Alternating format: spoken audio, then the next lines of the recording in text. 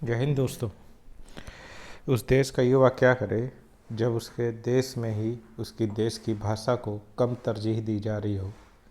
हिंदी पखवाड़ा दिवस अभी ही निकला था और सिविल सेवा परीक्षा में अंग्रेजी की अनिवार्यता जो लगी हुई है, जिस कारण ग्रामीण और पिछड़े क्षेत्र के बच्चे पीछे होते जा रहे हैं, उसको लेकर के कोई सवाल नहीं कर रहा है। केवल हम हिंदी पखवाड़ा तो मनाते हैं, लेकिन हिंदी की महत्ता को नहीं समझते हैं। उसको विषय के तौर पर हम केवल समझ रहे हैं, उसे प्रतियोगी परीक्षाओं में नहीं लाना चाहते हैं, उसे वैश्विक स्तर पर नहीं लाना चाहते हैं।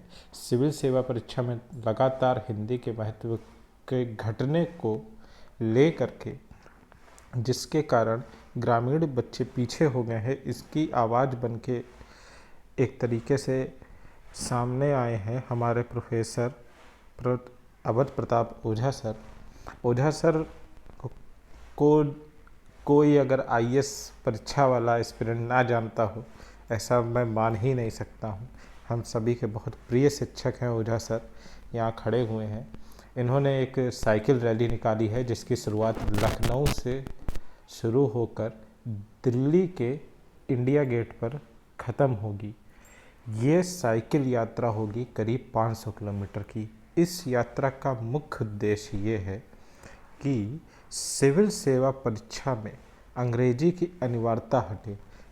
जैसा मैंने पहले बोला कि अंग्रेजी के कारण कई हमारे ग्रामीण क्षेत्र के बच्चे लगातार पिछड़ते जा रहे हैं।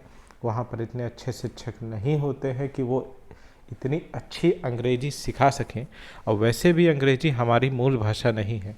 अंग्रेजी हमारी एक सेकेंडरी लैंग्वेज हम कह सकते हैं, सेकेंडरी लैंग्वेज है, लेकिन फर्स्ट ऑप्शन तो हमारा हिंदी भाषा ही है।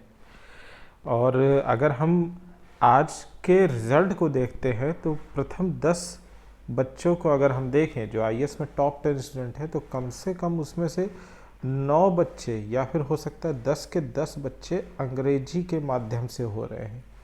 तो ये एक बड़ा ही विचित्र विषय है कि जहाँ पर हिंदी भाषा का महत्व है, वहाँ पर अंग्रेजी की इतनी अनिवार्यता जो करी जा रही है, वह बड़ा ही एक विचार करने वाला सब्जेक्ट है, विषय है।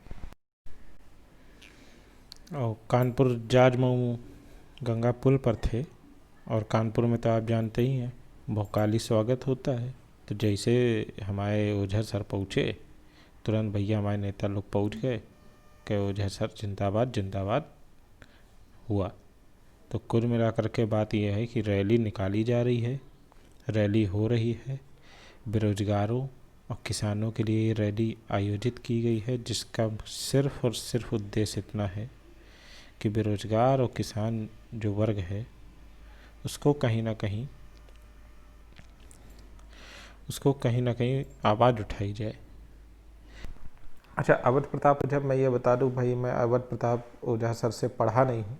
मैं यूट्यूब पे उनके वीडियो देखता हूँ, थोड़ा सा उनसे ज्ञान लेता हूँ। यूट्यूब पे जितना वो ज्ञान दे सकते हैं उतना मैं लेता रहता हूँ। कई बार उन्होंने मुझे प्रेरित किया है बहुत सी चीज़ों के लिए, जिसका मैं उनका धन्यवाद देता हूँ। इसीलिए मैं ये वीडियो बना रहा हूँ। और किसी खबर होती तो शायद मैं वीडियो ना भी बना रहा होता, लेकिन अवध प्रताप ओझा सर हैं, इस वजह से मैं ये खबर बना रहा हूँ। अवध प्रताप सर ने एक और यहाँ पे मुद्दे की बात हो रही है, वो ये है कि बेरोजगार और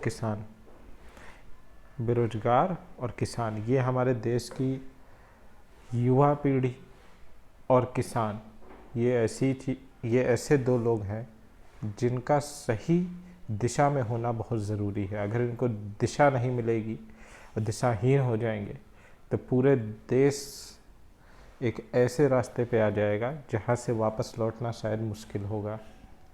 क्योंकि अगर युवाओं को रोज़गार नहीं होगा और किसानों को सही वक्त पर यूरिया, खाद पानी आदि की सुविधा नहीं मिलेगी, तो फिर देश में भुखमरी भी आएगी और बेरोज़गारी भी आएगी।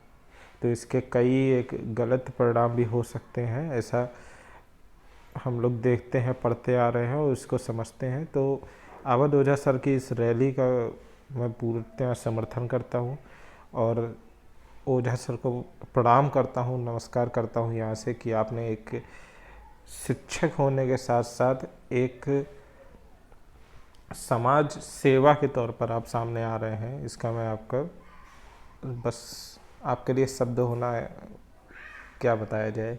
धन्यवाद सर आपका बहुत बहुत, आप मुझे बहुत ही प्रेरित करते हैं। मैं दिल्ली आके तो नहीं पढ़ पा रहा हूँ, लेकिन आपके वीडियो के माध्यम से आपसे जुड़ा रहता हूँ। धन्यवाद।